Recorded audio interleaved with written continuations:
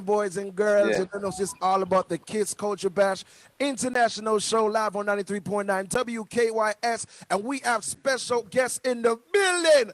Not yet, Sean Paul. Mad. Sean Paul, what's going on, Well, my go on, brother? G. What up, man? Good, man. Good. So it's your boy Ricky Platinum alongside my brother. Jay Trini, we in the building. It's the Culture Bash. Yes, G. Big up, big up. The show we started during COVID, man. So we out here putting DC, Maryland, Virginia. We playing that heat over here right now. They gave us 2 hours, Sean. They gave us 2 hours, bro. Yeah, well, you know, if it does make use of it, you know what I mean? Yeah, so the thing set, man. We give thanks, and we are going to build from here, so you know how that go. There it is. There it is. So how you been, man? How you been holding down during the pandemic season? Well, we've been good, you know what I mean? The first 5 months, I was like a hermit, like me just go into my yard and don't come out, you know what I mean? I didn't move.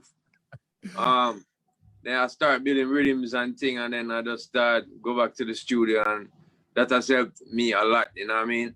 Right. So people say, oh, you put out so much music right now. I'm like, well, tour stop, so the lyrics are pop, you know what I mean? 2 albums I got dropped. Just like that. And we speaking of decades of music, and I want people to understand. Let me show you how life is so funny. So when I was in high school, and it was prom time, and every homecoming, I had a DJ. Let me show you all life funny, Sean Paul. Let me show you all life funny. The guy that is my co-host that I'm working with on the radio station, he was my DJ for my proms, for my homecoming. So we talking about ages. I mean, I'm not trying to expose his age, but every single time we heard that DJ Trini was going to be in the building, all he had to do was play Sean Paul. So we go, and the whole place get mad. So for the record, I don't remember this, man. So no, you was my prom DJ, you was my homecoming DJ. So we got to salute you. But for the record, for those who don't know, how long you been in the business? Me personally, since first single came out 1996. You know what I mean? What song? Yeah, song named Baby Girl. Baby girl, don't cry no more. Tell me, say you can't take the pain no longer. That's the way, that boy for sure. Well, you know, the Sean Paul of it would be stronger. I mean, say, no, them vibes. That one I never did on an album yet, but it was my first single in Jamaica that came out that, you know what I mean, did well and moved from there. Yeah, so what was the first song, in your opinion, was the tune that pushed you over the top? That was the tune that made it, happen. Actually, the Them was the start of it, and then Give Me the Light actually bust me, to everywhere after that. So I would say those 2 tunes is the start of still what's going on now. Right. Who did that Buzz Rhythm? Who produced the Buzz Rhythm? Tony Kelly. Tony Kelly did Deport Them, yeah, and also the same one here, so Like Glue. All right. He did Like Glue also? Yeah, man. And Delano did which one? I know Delano did We Be Burning. Yes, every day. Yeah. Bro, big up Jalenks did get busy. So yes. Yeah, prominent Jamaican producer still, all of them. So you know what I mean? Delano called me on that one. Delano's like, Trini, I got a tune. I'm going to give you a chance to be the first one to play it on radio. Yeah, mad something, man. I played it on radio, and guess what happened? Well, I said the rest is history. I got in trouble. Oh, yeah? Oh, you played the other version. Damn. I screamed that shit.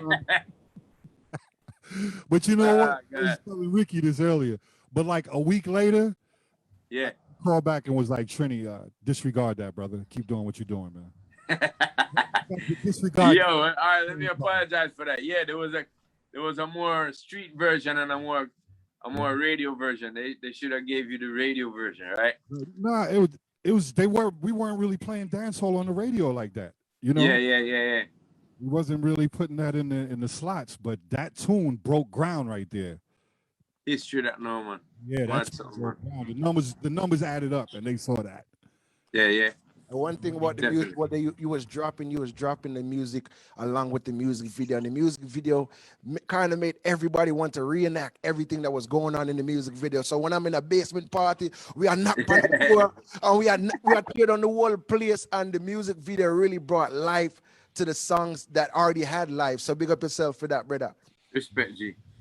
Give thanks. So how did you manage to stay relevant up to today? Because right now, you call Sean Paul name, he's still relevant. So how you manage to keep the relevancy up till today right now? But brother, you know, due to the fans and whatnot, and also me paying attention to what I learned from the greats, you know what I mean? I think it has to do with those both elements coming together, making me be a sprinter stay, you know what I mean? So I'm ahead of the game, but I've been in the game for a long time. So you know, there's a lot of times where you can actually do what you want to do in artwork, which is what most of us do it for, to express ourselves. But then you have to listen to your fans, whether you be somebody who paint pictures or you know, you design graphic art. You have to listen to the people that want the things them from you. So I start listening more and more to the international crowd, what them like, especially which songs did big, which, you know, from artists before that I had nothing to do with. And then for my own self, I kind of gravitate towards what I think those crowds would like. So, you know what I mean? I've a whole heap of different fan base, you know what I mean? From Latino crowd to the Jamaican, Caribbean crowd to, you know what I mean? I have a big fan base of France and Italy too, and Germany. So, them thing I just give thanks for that. You know what I mean? I'm gonna keep my ears to the ground. I'm gonna try produce younger artists and just be in the game that way. So it keeps me there. You know what I mean? It keeps me live. Right.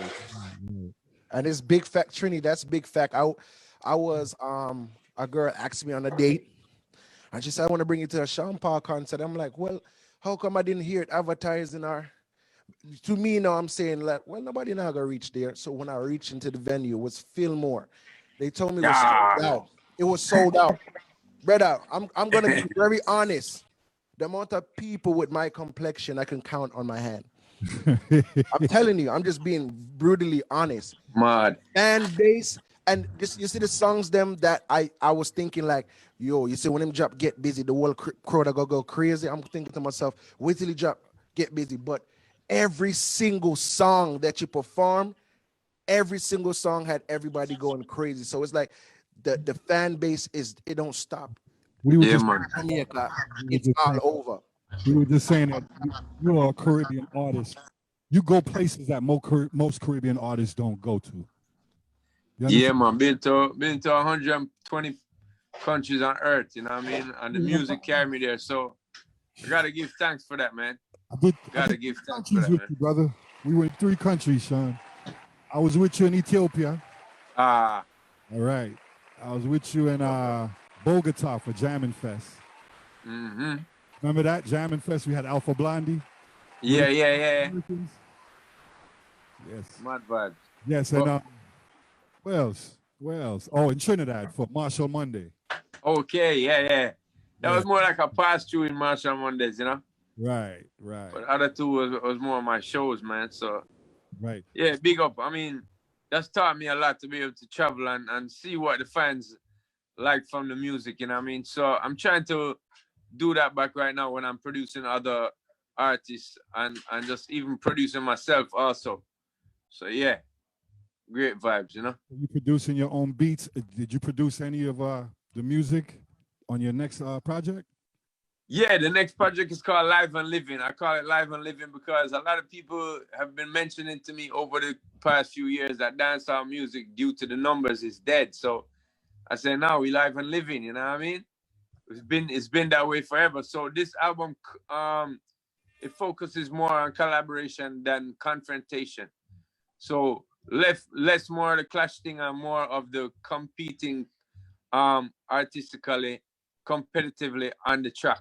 So yeah. I got tracks with Buju Banton, I got tracks with Busy Signal, I got tracks with Squash, Intense, people like Jesse Royal is on the album, Bugle. These are all Jamaican people who I revere as great talents. You know what I mean? Junior Gang's on the album. Left Side is on the album. These are people who I've worked with over the years, you know, as producers, as artists, as DJs too. You know what I mean? Suko is on the album from Ward 21. He also produces stuff on the album. So it's a great vibe. Massacre is on the album along with Skilly Bang on the album. So it's a good mixture of icons. Wait. I see what you're doing. Right. I see what you're doing. People got to see the bigger picture, because I can see the bigger picture clearly. You're connecting everybody through the music with the love and the unity. Because a lot of people that you call out, I'm thinking like, this person don't get along with this person, but they all sometimes these people don't get along. But it's up to me, the person that can be able to do something like that. Or there's other people like myself too, and we all are working together. You know what I mean? Because one thing, our music was built off of clashing, and that's true, and it's an essential part of the business.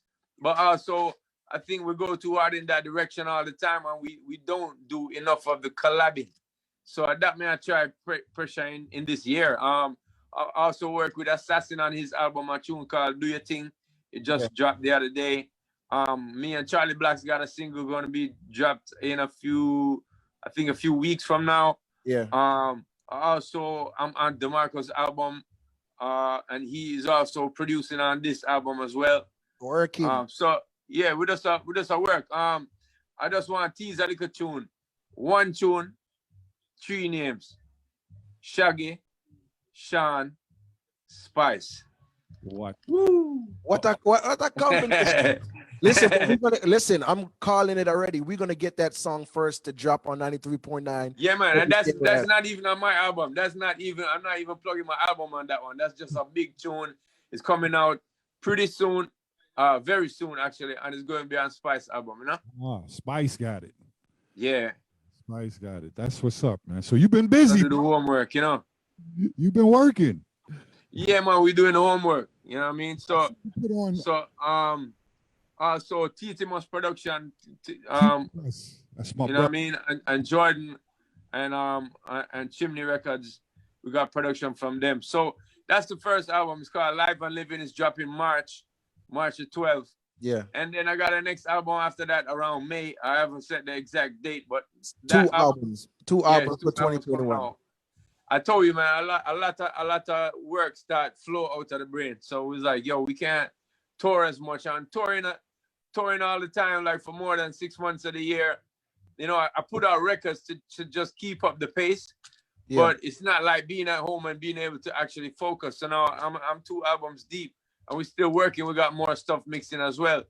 So the next album is more of a popish dancehall kind of vibe, and that's called Scorcher. And it features people like Sia, people like Gwen Stefani and Shensia on one tune, Stylo G, Ty Dolla $ign, Tove Lo, Jada Kingdom. Good little vibe on that album, you know what I mean? So I'm looking forward to having the both works come out and see how they compete. As I said, the first one is more hardcore dancehall. It's also got some of the young blood on the album, you know what I mean? Younger artists and also icons as well. And the next one is more pop oriented, and as I said, features major artists. But I think that the both albums can do well, you know what I mean? Right about now, I feel people need music, people just need vibes, and it's flowing out of me. So I don't see why I must keep it, you know what I mean? Yeah, that's like eating food and not doing the next thing where you need to do a release. Yeah, you can't do it. You can't do it like that. And speaking of the pop music and all of that, do you encourage any upcoming artists to try to tap into that market rather than to just stick to what they really know and try to branch out and go do music with other artists in other genre? Because right now you're doing that well, over 90 collaborations. Happening in every market. Do you encourage them? I mean, my thing is that if you are making so much steam in your own genre, then there are bound to be people outside being like, let me collab with this person. That's what it's about. You know what I mean? So I say as a young artist, you should do it you should do it to the full, do your genre, you know what I'm saying? But also there are times where it's gonna branch out, but like I don't want you to do, if I was a young artist right now, I wouldn't be doing in dancehall music, I wouldn't be doing like more pop oriented things. I would be doing hardcore dancehall things to get noticed in the genre. That's the way the genre can get built. That's the way that your numbers build. You know what I mean? When your own people are following you and your own people are support the thing, and then those numbers spill over into international. People start noticing you, and then you can start experimenting and doing all of that. I mean, I used to experiment back in the day, but I never used to put those songs out. We used to do Renaissance dub plates on Fuji's rhythms and Busta Rhymes rhythms, you know what I mean? And that was experimentation, and that was some original songs too there, you know what I mean? Dub plates, but we didn't ever put them out for 45 or for sale. So I encourage that, but I don't encourage to try and be like come out as pop first, because don't jump the gun. yeah. I think people need to get you need to be respected in your own genre before you can step out. Now, mind you, there's people that can do a whole lot of things. Like Shinen was a DJ who was a rapper, and he used to sing, and he also used to spit dancehall lyrics. You know what I mean? So he could do the three things. But sometimes, I mean, I just think it's better to just kind of own your own in the game, because there's a lot more people in the game right now too. So you have to kind of figure out where you can fit in. What's your space? You know what I mean? And it's important not to be a man of the moment. It's important to be a monument man. So stand up for something and stick by that. And I stand up for dancehall and stick by dancehall until dancehall became one of the hugest selling musics around. You know what I mean? Right. That's right. So you talked about working with these artists, Sean. I want to know who was some of your artists that you listen to coming up. From Jamaica right now, we got Ching Ching is the first signee in Jamaica. From Dirty Rock Camp. So we put out an album for him year before last. It's called Turning Tables.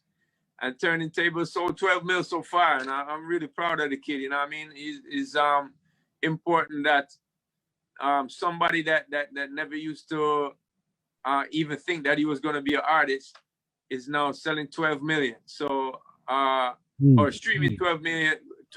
So big up to Ching and everybody who supported him. You know what I mean? I thought he was going to play basketball personally. Right? Yeah.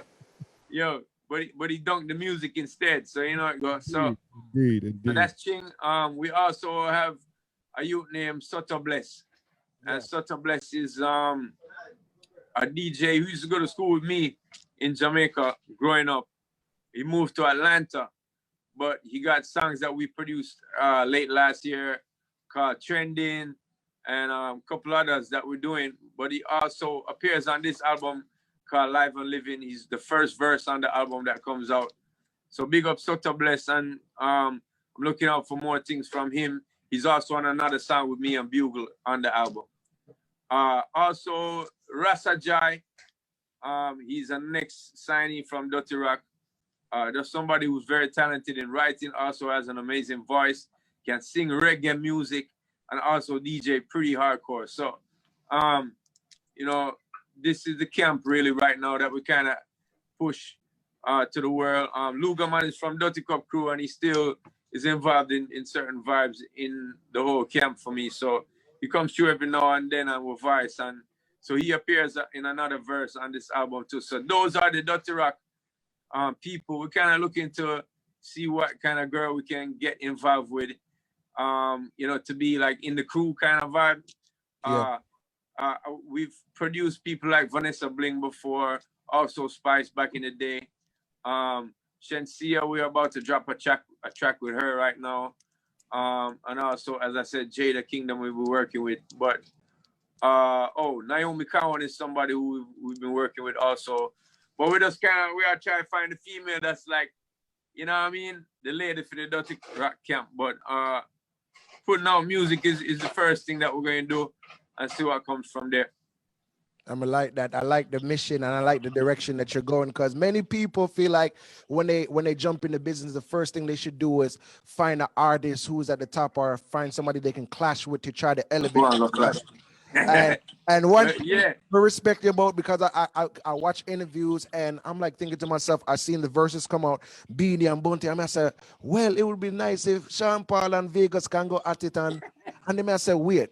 I watched the interview and you was like, you're all against the verses. Tell us why you wouldn't like take part in the verses. You know what? It was just my point. And when people started to come down on me, I started to go into it deeper. That was the only thing. So my point was, like, I just don't like going up against my own, like Bob Marley paved this big highway for us to walk on. It's almost like he's the person that gave me my visa and my you know what I mean, my passport.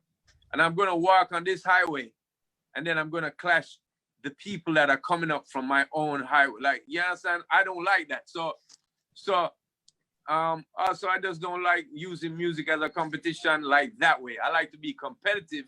Like in these verses, all of us being competitive. Me, Massacre, Skilly Bang, you know what I mean? As I said, Bugle, all of us are kind of going hard in the verses, and it's not at each other. It's just in order to make the song better and better. So I've seen my success this way without having to clash in my own genre or internationally. I've seen same thing with Shaggy. I've seen the same thing with people like Coffee. You know what I mean? And she needs her respect in the business. None of us did that. So it's not the only way to get noticed. It's not the only way to express your frustration with society either. You know what I mean? It's because that's what a lot of it is when kids kind of want to just kind of say, yeah, you know what I mean? We had the baddest thing and talk about Sean, the most hardcore things. While you're talking about that, Sean, yeah, I'm thinking to myself now, we did the verses, Beanie, Bunty, Mud, Sick. Yeah, we mad it up. The question is, what have we gained from that? Like, what was the big accomplishment that we've gained from that? What could we take? We got numbers. We got numbers of people that definitely tuned in that night, and that's great. Yeah. But when these same artists, Beanie or Bunty or myself or you know, Shaggy, when we are putting out our projects, you want to see those same numbers immediately that same night. No, we don't see that. Yeah. So we can deduct from that basically maybe it's just people trying to watch us because they're trying to copy what we do. You understand? Or they're trying to emulate what we do. Or they're just watching us because they hate what we do. They're just like watching us like this. You understand? So you can't use those numbers and actually say, you know, that's the best thing, because if those numbers mattered and things like who watches you on your Instagram really mattered, then you would be selling the same amount every time you put out a hot single, right? No, but you have to work on it. And so that's my point, that we all need to collaborate together. Even the fans them of dancehall. We need to support the artists that you do respect a lot more. And even when they make decisions like when Popcorn made the decision not to really war with Alkaline. Yeah. It's a certain decision like that that's maturity to me. You know what I'm saying? And it could lead to, in the future, maybe they're working together. You know what I mean? So as I said, Bunty and Beanie did their thing in their career, and they took dancehall to that level of competition with each other. But there's artists like myself who didn't really do that, and we reached to other places. So hats off to them, congrats to them. They are the kings in that respect. But there's other people like even Coffee. She needs the respect in the business. She came in, she spit in dancehall lyrics. She didn't clash nobody. Yeah, she ain't clashing nobody, and she uplifting people, and people feel happy listening to her music. She plays a big role in dancehall that younger kids needs to look up to. Also, they would look up to me, I want to sell that much. Let me see what it does, or what it is that I can do to add to something like that. That's what I'm promoting on this album. So it's more about collaboration other than not confrontation. It's more about you know, us communicating vibe of unity to the people. Then. See you there. Nice. Before we roll out today, Sean, I got to ask you, people want to know what's the name of the first single coming out from the album? What's the name of the first single? Well, the first single coming out from the album is right here. It's called Boom. Yeah, and it features Busy Signal and Sean Paul. It is. There it is. I mean? Man. Boom. So that's gonna be my next dub plate. Yeah, I got you, bro. Hear them on. I got you. No, Sean, for real. You were my very first dub plate I ever had, man. Thank you. Big up, brother. Big up. First dub plate. Big up, my G. And this is not no bragging thing. This is just work thing, right? Yeah. I never paid for a dub plate in my life, man. Well, you don't got to, you know what I mean? I've been working on the streets. You know, I came in on the streets first, then radio. You know, we got a lot of love from you, bro, in terms of you played our music. So, you know what I mean? We're forever grateful for that, bro. Remember that. I still got to support them 45, all right? Mad. Yes. Mad. And I want the people to know before we leave, I want to take this opportunity to encourage the people when outside open up again. If you have never been to a Sean Paul concert, don't think it's just a DJ playing a track and Sean Paul stands in the middle of the stage and sing his song. It's the actual full production. Him have dancers, him have drummer, guitarists, keyboard. It's a mad thing. So if you've never been to a Sean Paul concert, make sure you do that. Yeah, man. Please do. When the place open up, but you don't know. Till them time that y'all keep safe, bro. And thank you very much for the time. And I mean, Live and Living Scotch are coming your way in the 2021. We get sprung. You know, we do. Blazing them for true. That's your best crew. So before we leave, just introduce this song. Sean Paul, the one is called Scotcher. Brother, take it away. Bless them when there ain't no stress. Then you don't know it's Sean Paul locking them down, letting them know. Hey, yo, DJ Trini, let the music go. Dirty. Scotcha.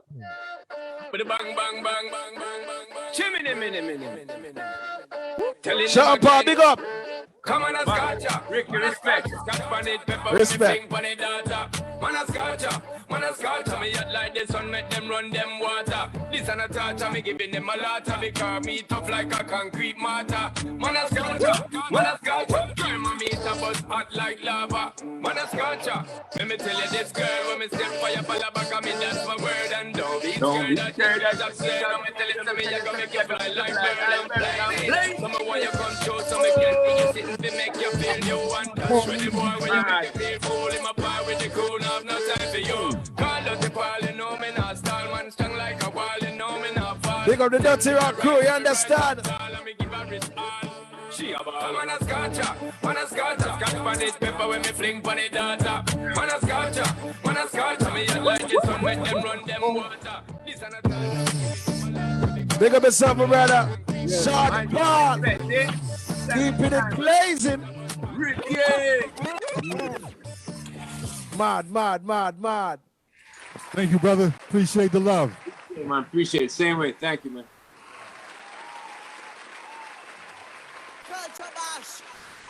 So there you have it, people. That's my brother, Sean Paul. Yours truly, Ricky Platinum, alongside my brother, DJ Trini. In the building every Sunday. You can catch us live on 93.9 WKYS. From what time, Trini? From 7 to 9 p.m. And do remember, we got interviews on the WKYS Facebook page. Go check it out. People like Buju Banton, Popcorn, Wiz Kid, who else? Yeah, Protege. And more to come. So people, just keep the support going as we continue to spread the awareness, the love, the culture. Afrobeat, dancehall, soca live on your radio. We the only one doing it 2 hours straight. It's coming up in 2021. This year we focusing, all right? Don't sleep. We got the soca artists coming. Respect to each and every one, all right? Mad pre. Right. Hey, yo, Culture Bash. Thunder Paul.